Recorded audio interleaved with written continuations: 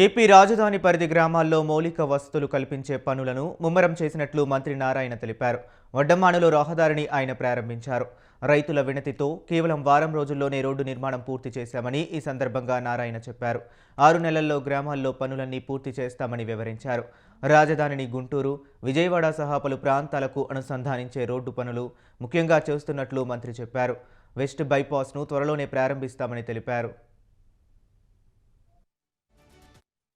గౌరవనీయ ముఖ్యమంత్రి గారు ప్రపంచంలో ఉన్న టాప్ 5 రాజధానిలో దీని ఒక రాజధాని చేయాలని ఒక దిశానిర్దేశం ఇచ్చిన పరిస్థితుల్లో నేను గౌరవనీయ శాసనసభ్యులు శ్రావణ్ గారు ఈ వడ్డమాను విలేజ్ని ఒక 10 రోజుల క్రితం రావటం జరిగింది.